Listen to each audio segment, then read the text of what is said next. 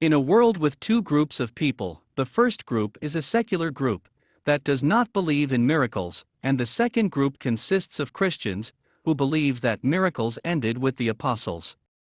We welcome you to another world, our Christian world, where miracles do happen. Barbara Cummisky. When she was a teenager, doctors diagnosed Barbara with multiple sclerosis, MS. Although MS can come in milder forms, Barbara's condition deteriorated quickly. One day, she looked out the hospital window. With all her heart, she wished that she could just be a regular person, able to drive and live a normal life. Yet no matter what, Barbara had decided that she was totally in love with the Lord. He was her reason to live.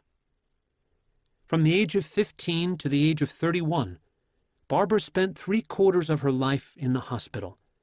The rest of the time she was being cared for at home. She had chronic pulmonary disease with frequent infections and pneumonia. A surgeon, Dr. Harold Adolph, describes her condition toward the end of her suffering.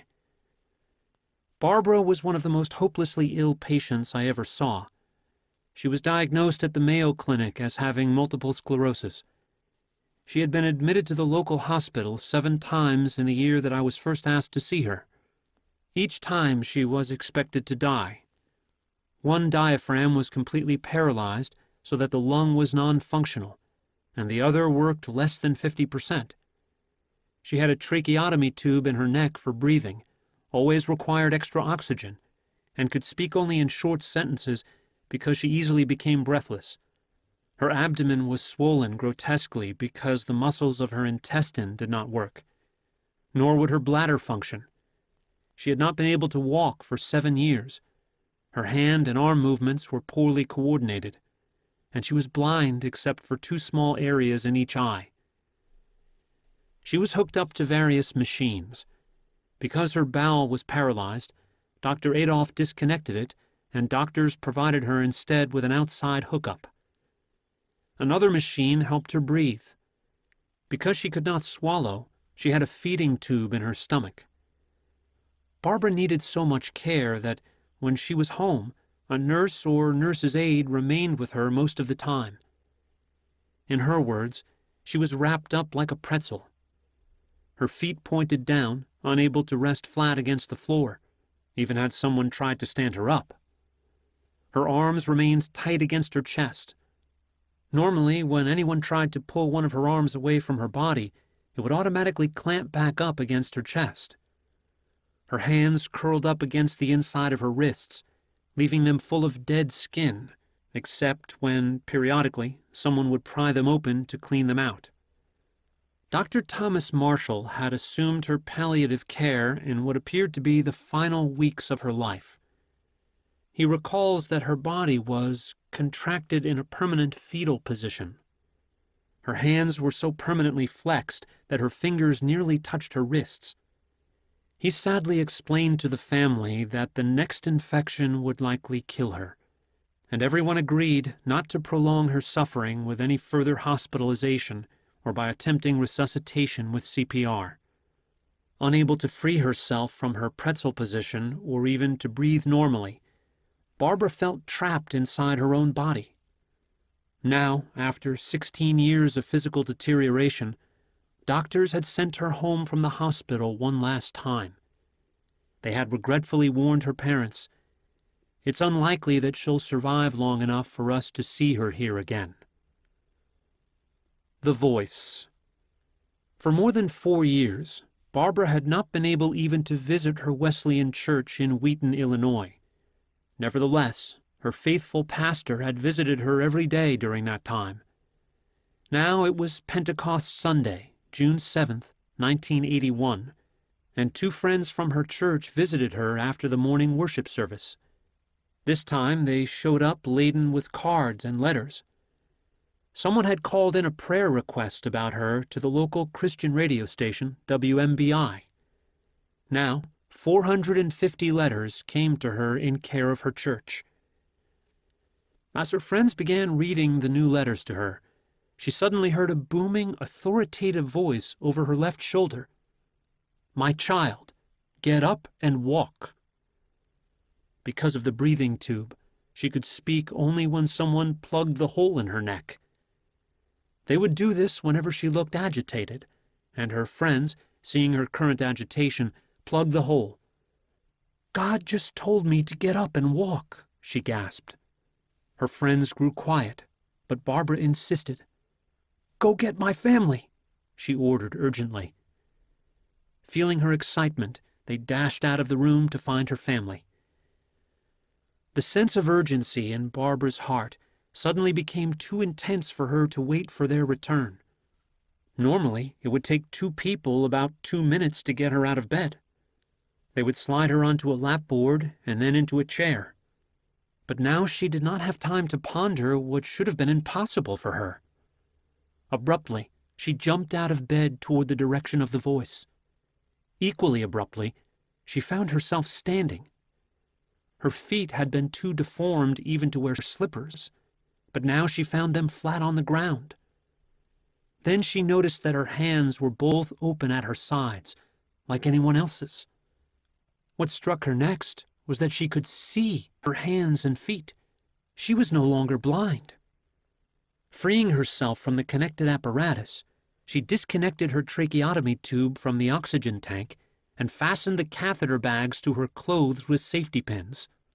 At this point, her friends returned to the room. As they caught each other's eyes, her friends started screaming and jumping. Her mother came running behind them, assuming from her friend's urgent summons that something terrible had happened to Barbara. As Barbara's mother burst into the room, however, she froze, transfixed with amazement. Not only was Barbara healed from her condition, beyond possible natural explanation, her muscles were not even atrophied as they normally would have been from years of non-use. Instant reversal of muscle atrophy is not unusual even in miracle accounts. "Barbara, you have calves again," her mother exclaimed. Barbara examined her own legs with astonishment. "Dad!" Barbara now shouted. "Just a minute," he called. He had not heard the cause of all the commotion. Since Barbara had become unable to speak normally, her father assumed that it was her sister calling him. But Barbara realized that she no longer had to wait for him to come to her. At about this time, Angela, a friend who often came to see Barbara, arrived for a visit. Angela was an occupational therapist who knew that Barbara had reached a point of no return for MS. As she witnessed Barbara bolting out of the room, Angela was horrified. Nobly, she rushed to try to get Barbara's pulse. "Wait!" she shouted fearfully. "You can't be in bed that many years and then just get up and have a normal heartbeat." But Barbara could not wait for Angela. She raced down the wheelchair ramp. Angela desperately grabbed the oxygen tank, wheeling it down the ramp after her. "But you can't! You can't!" she kept protesting, while those who had followed Barbara out of her room just kept laughing. Finally, Barbara's dad spotted her. Overcome with joy, he waltzed Barbara around the room, her catheter bag still attached to her clothes. Soon, she recounts, she ran outside and hit the blacktop on that 93-degree sunny day with feet that could now feel and with new sight. And what a dance I did as I inhaled the fragrant summer air and saw sights I had so missed. Jesus was already Barbara's reason to live, but by this healing, he had enabled her to live a normal life. Word spreads. The next day, Barbara visited her doctor's office. Dr. Marshall recounts his feelings when, in the hallway of his medical office, he first saw Barbara walking toward him. "I thought I was seeing an apparition.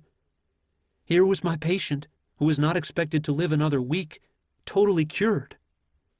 Over the next 3.5 hours, she saw virtually every doctor in the office. Dr. Marshall reports that none of his colleagues had ever seen anything like this before.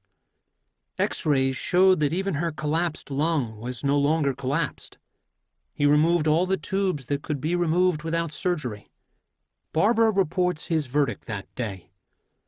"I'll be the first to tell you, You're completely healed. I can also tell you that this is medically impossible.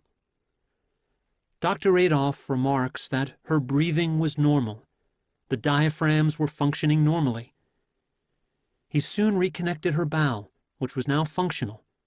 Her only health problem involved some complications from this new operation. That week, WMBI broadcast her testimony. Eventually, the Chicago Tribune, some television stations, and many magazines and books carried her story. Dr. Marshall told Barbara, "You are now free to go out and live your life." And Barbara has, now for roughly 4 decades, with no recurrence of MS. Dr. Marshall deems it his rare privilege to observe the hand of God performing a true miracle. Dr. Adolph notes that Barbara eventually studied surgical technology at the hospital and even assisted me on several simpler operations. Both Barbara and I knew who had healed her. One day, the man who normally delivered oxygen to Barbara's house arrived to bring more oxygen, and Barbara herself answered the door with a big smile. He was shocked. She would not be needing any more oxygen deliveries. In December 2015, I first interviewed Barbara Cummisky Snyder. Even though it was now many years after her healing, Barbara still brimmed with excitement as she shared her story. Dr. Adolph also confirmed his report for me personally, providing additional details. Another doctor who had worked with her, Dr. Scott Kolbaba, further confirmed her story for me.